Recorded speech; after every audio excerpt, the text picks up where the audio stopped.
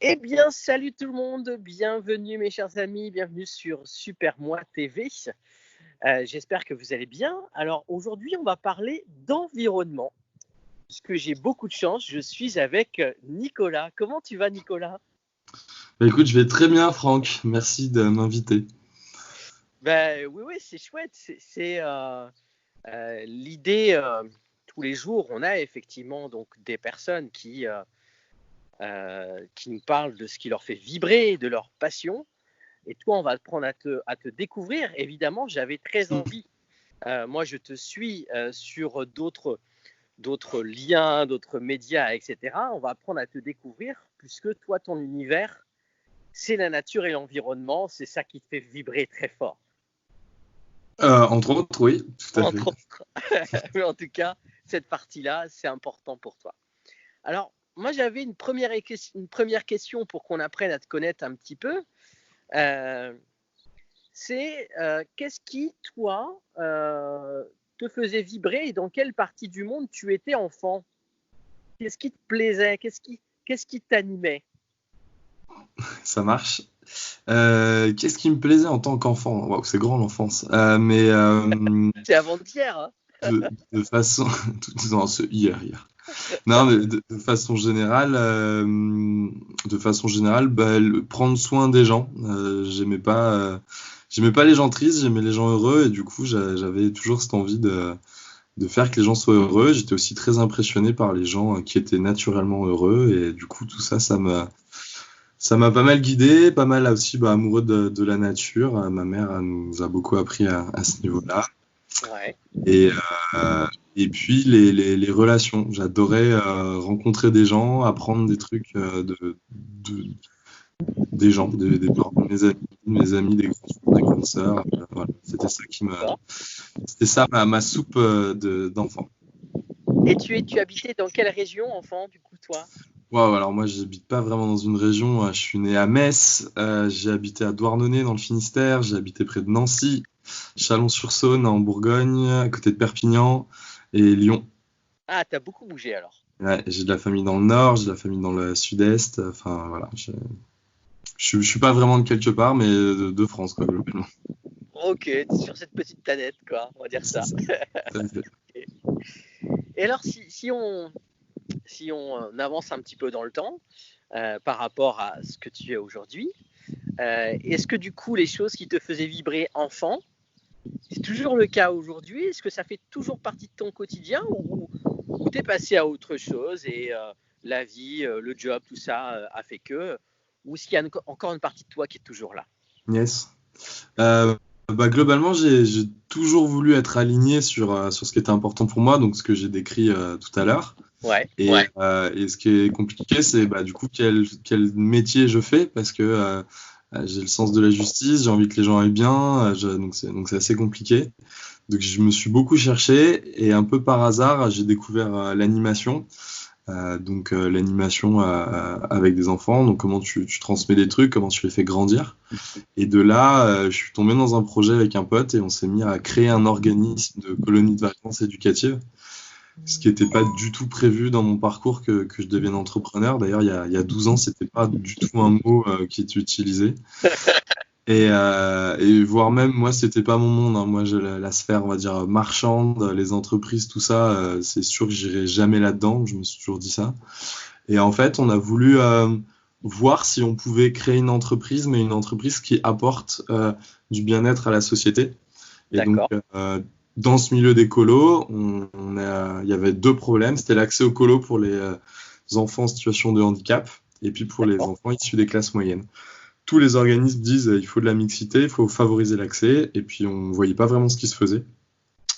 Donc on s'est dit, viens, on tente, et on va le faire sans demander de subvention ni privée ni publique, parce que le jour où elles s'en vont, ça peut foutre en l'air tout le projet, donc il faut qu'on essaie d'autofinancer tout ça. Ça nous a donné une indépendance politique, une autonomie financière, donc on faisait ce qu'on voulait des sous que l'association générait. Et en fait, on a autofinancé en 7 ans 200 000 euros d'aide au départ. Et, Génial. voilà. Et ce qui était rigolo, c'est que tout le monde nous disait au début, mais vous êtes fous, sans subvention, vous n'y arriverez jamais. Et puis de façon générale, vous n'y arriverez pas. Et au plus fort, on a fait partir 1000 enfants en un été. Alors pas au même endroit, hein, sur plein de semaines et plein de lieux différents, mais au total, c'était ça. Ça représentait au pic 250 saisonniers. Et voilà. Et donc de là, on a découvert qu'on pouvait rendre des gens heureux, avoir un travail, former des gens, transmettre, et tout ça, j'étais parfaitement raccord entre mes valeurs et le début de ma vie professionnelle. On voit vraiment que ce truc-là de rendre les gens heureux, ça fait vraiment partie de ton ADN, hein. Ouais, je sais pas, je m'en étais peut-être pas rendu compte autant, mais c'est vrai que j'insiste beaucoup dessus depuis le début, je sais pas. Ça, c'est important pour toi, tu vois. Et ça aide aussi à comprendre ce truc de... et même si c'est un espèce de grand mot, c'est quoi d'être heureux, etc. Mais ce truc du bien-être, il est important pour toi. Que ça soit du bien-être de l'humain ou bien-être de ce qui nous entoure. Ouais, quand je dis heureux, c'est vrai qu'il faut plutôt le généraliser à bien-être, quoi. Tu vois, pour moi, faut pas avoir froid, faut avoir de quoi manger, il faut avoir des loisirs, du temps, faut être physiquement bien. Enfin, heureux, je le résume par ce mot, mais ça englobe tout ça. Je l'avais saisi comme ça, mais c'est vrai que tu as super. de le. Ah, mais c'est important de le préciser, je trouve. C'est pas. Voilà, bon, bref. Et alors, du coup, de ce truc du bien-être, il y a un moment ou un autre, tu t'es l'aspect environnement, l'aspect nature, l'aspect ce qui nous entoure, a commencé, a priori, tu vas nous expliquer, mais est-ce qu'il y a eu un déclic qui a fait que tu t'es dit, moi, faut que je fasse un truc pour l'environnement, quoi. Il faut que je m'engage. Ouais, carrément.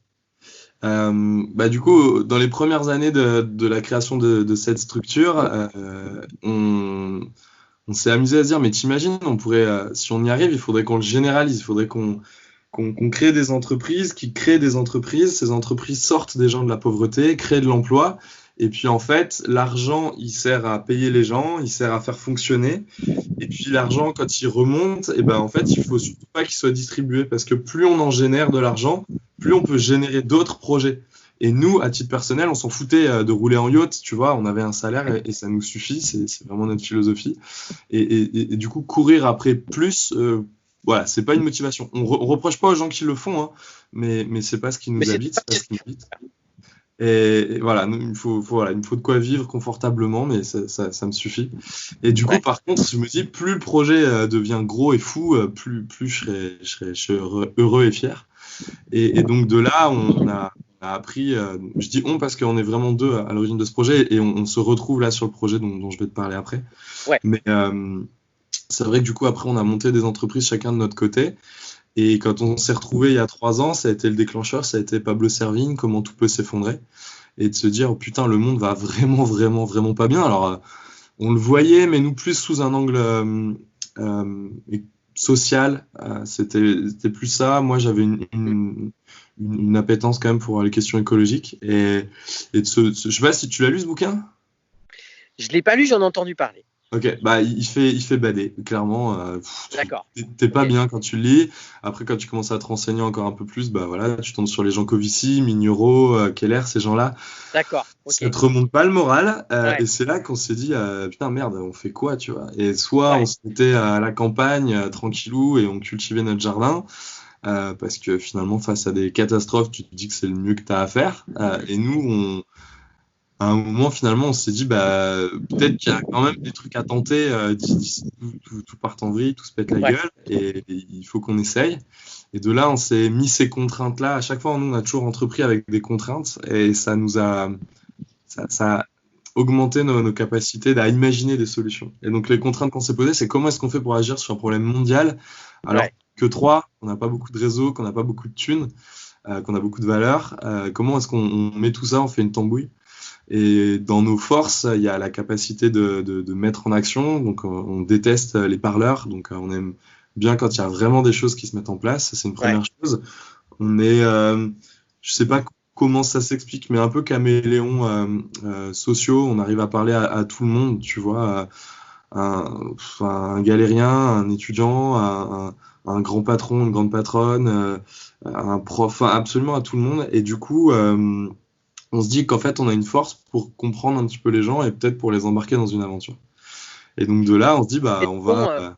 Est-ce que tu as l'impression que le fait de rester simple et avec en même temps des objectifs, des envies fortes, mais du coup, qui sont des envies fortes, pas des envies individualistes, mais des envies fortes en disant, mais putain, ce monde, il est pour tout le monde, quoi.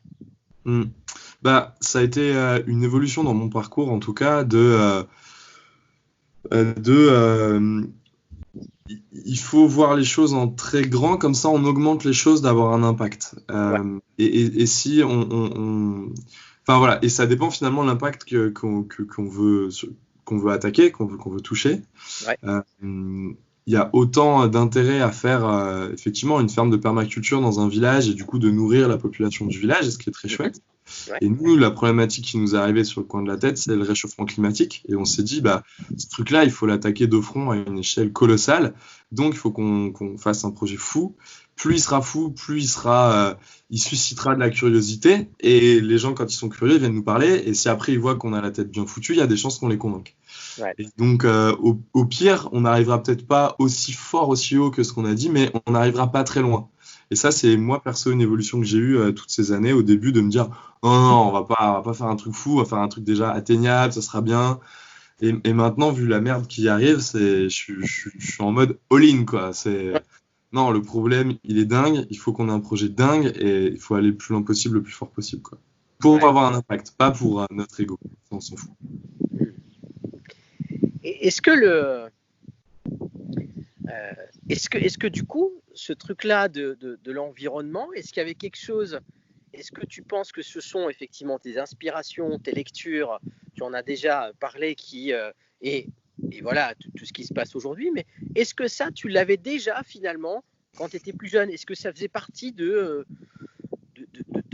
ta préoccupation, du sens que tu mettais dans la vie aussi? Faut peut-être juste avant que j'explique en 3 mots ce qu'on fait, parce qu'on parle d'environnement, mais les gens, ils n'ont pas encore fait le lien entre... Oui, tu as raison, bien sûr. Mais en gros, voilà, on crée une société commerciale à but non lucratif, c'est-à-dire qu'il ne va pas distribuer de dividendes, ça c'est comme j'ai expliqué tout à l'heure. Et l'objet social de cette société, c'est de lutter à échelle mondiale contre le dérèglement climatique, en créant des entreprises qui ont un impact direct soit sur les gaz à effet de serre, soit sur la consommation d'énergie, soit sur l'utilisation de ressources épuisables. Et en fait, ce qu'on imagine de façon générale, c'est que pour les gens face de l'écologie, il y a soit leurs usages, soit la pédagogie, soit les deux.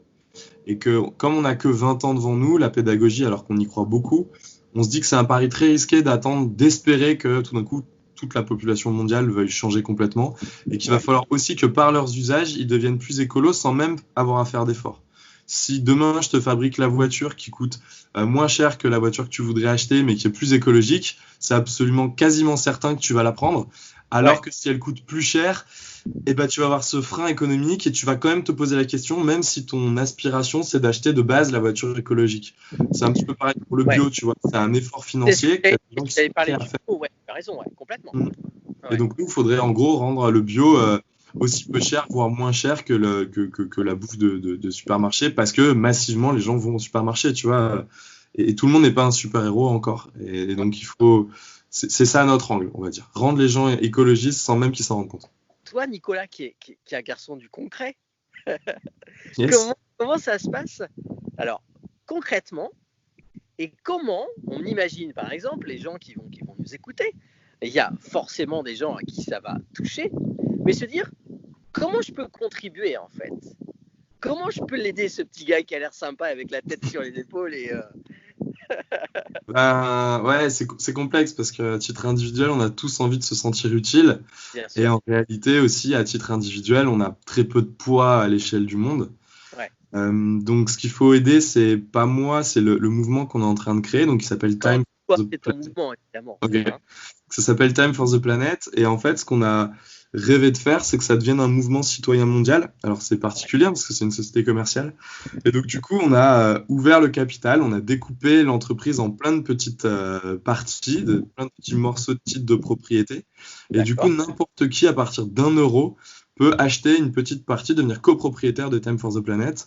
L'idée qui nous anime derrière ça, c'est que la planète appartient à tout le monde, il faut que Time appartienne à tout le monde.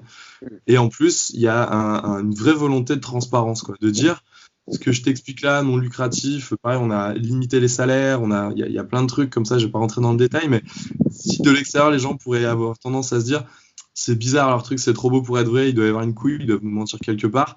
Le dernier truc qu'on puisse faire pour dire aux gens viens voir, c'est mets 1 €, achète une petite part, viens voir l'intérieur, et puis là, voilà, je ne peux pas faire plus pour te convaincre, quoi. Sinon c'est que c'est dans ta tête. Donc il y a ça, devenir actionnaire, peu importe le montant. Et la deuxième chose surtout, c'est de faire connaître le mouvement. Nous, on doit trouver des inventions, des inventeurs, on doit trouver des entrepreneurs talentueux, on doit trouver des gens très riches pour financer massivement. Et avec ces 3 ingrédients, on peut constituer des entreprises qui peuvent avoir un impact mondial. Et donc, plus il y a de gens à travers le monde qui auront entendu parler de Time for the Planet, plus on a de chances de trouver ces 3 typologies de personnes qui vont faire accélérer le projet et faire que peut-être Time pourra avoir un impact. Et donc, tu vois, c'est avec cette contrainte on est quelques-uns à Lyon à se dire comment on peut faire, qu'on imagine cette organisation-là, et donc il y a une sorte d'intelligence collective qui doit se mettre en œuvre. C'est nous, on propulse, on donne la dynamique, et après il faut que ça se répande de façon horizontale le plus vite possible, quoi. Alors on imagine par exemple, je suis une TPE, je suis une PME, porte en fait en France. Est-ce que, et de quelle manière, moi, en tant que PME, je peux contribuer à Time for Planet? Ok. Il y en a. On est dans le concret, hein, l'idée c'est le concret. Allez, c'est parti dans le concret. Donc de façon très simple, ta TPE, ta PME, elle peut elle aussi devenir actionnaire. C'est quelque chose qui est possible. On a déjà eu le cas. Et du coup, tu vas voir, ça va illustrer les 2 cas. Et de l'autre cas, ça peut être, tu décides d'organiser une conférence Time for the Planet, et du coup, on vient expliquer à tous les salariés de ton entreprise ce que c'est que Time. Et donc là encore, on est dans le faire connaître. Et peut-être qu'il y en a un, son cousin, c'est le président de l'ONU, et que du coup, il va se dire, tiens, je vais faire connaître ce projet, et bref, tu vois, il va peut-être se passer des trucs comme ça. Et pour te l'illustrer, donc, on a eu un jour un chef d'entreprise qui nous a contacté, il a adoré le projet, il a voulu faire en sorte que son entreprise devienne actionnaire de Time, et il a voulu aussi présenter le projet à ses salariés, et en fait, c'est ces salariés à la fin qui ont voté le montant d'investissement de leur propre entreprise et compagnie. Et donc là, tu vois, ça boucle la boucle. À la fois, tu fais connaître, tu diffuses, à la fois, il y a de l'argent qui commence à rentrer, et voilà, de façon très simple, c'est comme ça. Parce que dans le monde de l'entreprise aujourd'hui et dans les préoccupations, on a de plus en plus de sujets autour on parle de la qualité de vie au travail, on parle du bien-être globalement, et du coup, je me dis que clairement, alors moi peut-être que là, pour le coup, ça me paraît être une évidence, mais ça peut être un excellent moyen d'aller fédérer autour de cette qualité de vie au travail. Et au travail, on voit bien qu'aujourd'hui, le travail, ce n'est plus un lieu, forcément. Hein, on le voit avec le télétravail, avec tout ce qui se passe. C'est partout. Ce qui veut dire que ce truc de comment, moi, dans mon entreprise, je peux gagner du terrain, en tout cas avancer pour soigner, en tout cas aider la planète à ce qu'elle aille mieux, ça a hyper du sens. Oui, c'est sûr. Il y avait une question.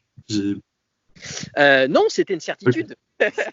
Oui, t'as complètement raison. Hein. Aujourd'hui, tout le monde se pose la question, comment je peux faire, et je pense qu'on arrive aussi dans une phase où un dirigeant d'entreprise, petit à petit, va peut-être avoir à faire des choix justement entre quelles sont les valeurs que je veux mettre en avant et jusqu'à comment ça doit prendre le pas en fait sur mes objectifs chiffrés, un petit peu exponentiels. Et puis à partir du moment où on est capable de fixer des limites et de renoncer et de se dire que au-delà de ça, c'est plus important, et on peut vraiment se concentrer sur l'humain. Moi, j'ai un bar-restaurant, et Et en fait, on a fixé pour objectif, quand quelqu'un vient travailler chez nous, son rôle, c'est de rendre les gens heureux. Hmm. Parce que il a vraiment la main en tant que serveuse ou en tant que serveur sur ça. Il peut être agréable avec les gens, il peut être rapide, il peut bien nettoyer, bien servir, bien conseiller. Ça, il a la main. Et donc, dans sa mission, je pense que c'est ça qui va faire qu'il va se sentir bien et aligné. Pourquoi je fais ce travail? Je fais ce travail parce que j'aime m'occuper des gens. Ouais. Et si on lui avait fixé comme objectif, t'es là pour faire de la thune, on doit faire, je sais pas, 2000 balles par soir. C'est compliqué parce que là-dessus, il n'a pas la main concrètement, tu Ouais, vois, c'est clair. directement. À part braquer un client, et ça marchera peut-être une fois, euh, ça marche pas. Donc, nous, en tant que dirigeants, on a dit aux gens, bah, nous, ce qu'on veut, créer cette ambiance très très forte, très très basée sur la rencontre. Donc, tu vois, ça reboucle sur des trucs que je te disais quand j'étais gamin, mais Ouais. nous, on veut un bar où les gens se parlent, se mélangent, se rencontrent. Et donc, tout doit être fait autour de ça. Et on fait le pari que si les gens se sentent bien, et ben, économiquement, tout le monde s'y retrouvera. On pourra faire tourner le lieu, on pourra vous payer, on pourra investir dans du matos. Et c'est ça qui compte. C'est vraiment ça qui compte.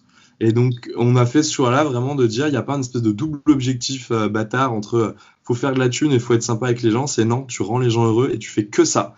Ouais. Et après, on fait le pari que ça marchera. Si ça Ouais. marche pas, c'est de notre responsabilité de dirigeant.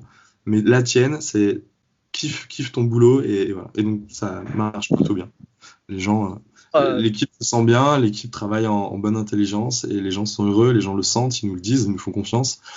Ils se mobilisent pour nous, enfin, c'est assez magique, quoi. Mais je pense Surtout que qu'à ça mon passe CV, par. on en parle souvent et on parle souvent de ces sujets autour de la confiance en soi et sur le fait d'être bien dans ses baskets. Et le fait, comme tu le dis, comme tu l'expliques, le fait d'être bien, d'exprimer finalement son talent et d'aller mettre finalement sa petite pierre, sa petite graine, c'est aussi comme ça que les choses avancent et que chacun mette sa graine à sa responsabilité. Et c'est comme ça qu'on fait des choses merveilleuses. Hmm. Mais tout à fait, tout à fait. Moi, j'ai envie de te poser une question. Est-ce que tu es toujours dans cet état d'esprit de confiance en la vie ou est-ce qu'il y a des moments où est-ce que tu as des petites baisses et comment, c'est quoi ton petit outil à toi pour aller mieux? Yes. Globalement, je suis plutôt positif et optimiste, c'est-à-dire que j'adore la beauté qu'il y a dans les gens. C'est vraiment un truc qui me ravit et donc j'ai vraiment une foi dans l'humain malgré toutes les saloperies qui se passent dans le monde et ça m'a beaucoup affecté quand j'étais plus jeune. Mais euh, malgré ça, je trouve que le monde évolue quand même plutôt positivement. Il y a quand même moins de guerres, même si on a l'impression que. Il y a moins de gens qui souffrent de malnutrition. L'illettrisme a baissé, l'esclavage a presque disparu. Enfin, c'est des temps longs et des fois on n'a pas l'impression, mais moi c'est ce que je retiens. La médecine évolue. Ouais, Voilà. Au milieu de ça, il y a du merdier, il y a du bordel, et ça, je veux le combattre, je veux l'améliorer. Mais par contre, on m'enlèvera pas de l'esprit que les humains sont fantastiques, quoi, tu vois, je sais pas, donc quand j'ai des moments de doute, bah, je me concentre sur les gens qu'il y a autour de moi, les gens que je rencontre par hasard, et je me dis, faut que je donne tout, quoi. ouais. Faut que je me batte. Moi, j'ai envie de te poser cette question autour de. Je sais que tu en as plein, évidemment, mais si tu avais un rêve à nous partager là, ce serait quoi? Ça, c'est vachement dur parce que pour le coup, je sais pas trop si j'ai des espèces de rêves. Non, mais franchement, ça va faire hyper bateau, quoi, mais qu'il y ait plus d'injustice dans le monde, que chacun bouffe à sa faim, que personne ne meurt de froid, que les guerres s'arrêtent, quoi. Hein, c'est le rêve ultime, quoi, vraiment. Que c'est si bateau que ça finalement. Bah, je sais pas, mais voilà, en tout cas, je me Là, dis, moi, c'est c'est parti. ça, mais très sincèrement, je peux pas. Le jour où y a plus d'injustice, d'inégalité et de guerre, je peux mourir heureux sans aucun regret, quoi, tu vois. Ok. Qu'est-ce que tu retiens de ce moment-là, tous les deux? J'ai envie de te donner le mot de la fin. Belle énergie, j'aime bien le fait que je vois de la verdure, que j'entends du vent et du soleil, parce que moi, à l'inverse, j'ai fermé mes volets pour que vous soyez pas trop éblouis à mes viewers. Et j'aimerais bien être dehors aussi, ouais, parce que ces 2 mois de confinement, c'était pesant pour ça. Ouais. Qu'est-ce que je retiens? Non, bah cool, t'as ton peps, quoi, c'est rigolo. C'est rigolo d'échanger d'échanger avec quelqu'un qui est radieux et rayonnant aussi, voilà. C'est hyper gentil. En tout cas, moi, j'avais très envie qu'on parle de ta vision et qu'on parle de Time for Planet aussi, parce que c'est aussi comme ça qu'on va. La philosophie de Super Moi TV, c'est comment créer un monde meilleur. Donc, on ne pouvait pas plus en parler que ça. Ok, bah écoute, parfait. Faisons un monde meilleur tous ensemble. Ouais, c'est clair. Merci beaucoup pour ta générosité, Nicolas. Merci beaucoup. T'en Merci à prie. toi. À bientôt, Franck. Et j'espère que à vous, de l'autre côté, ça vous a plu. N'hésitez pas, on mettra le lien de ton site s'il y a des gens qui veulent contribuer, évidemment, Nicolas. Ouais. Et puis on mettra voilà, un maximum d'éléments. Voilà, tout simplement. Et puis après, chacun fera avec son cœur, avec son énergie, avec ce qu'il ressent, tout simplement. On est là juste pour, allez, montrer le chemin, montrer la lumière, et après, chacun fait en fonction de ce qu'il ressent, tout simplement. Et je crois que les gens, ils peuvent t'aider toi aussi hein, à faire tourner ta chaîne. Ouais, Alors, on a. promis, il m'a pas dit de dire ça, hein, mais je le dis parce qu'il est gentil, il ose pas, mais si vous pouvez contribuer aussi avec son Tipeee ou son Utip, je sais pas ce qu'il utilise, ça l'aidera, je pense. On mettra effectivement le lien. On fonctionne maintenant uniquement sur don. Donc voilà, sur Tipeee, on mettra le lien. Merci Nicolas. C'était pas prévu, ça me fait rougir. Voilà, en tout cas, merci beaucoup, merci infiniment de continuer à nous suivre et de nous permettre de contacter des gens comme Nicolas pour faire avancer le monde aussi. Voilà, j'ai essayé de le plus complet possible. Je vous embrasse. Nicolas, je te fais la bise même si on est loin et à d'autres moments, à d'autres partages, il n'y a pas de hasard. Ça roule, à bientôt. Ah, ciao, ciao. Au revoir. Salut.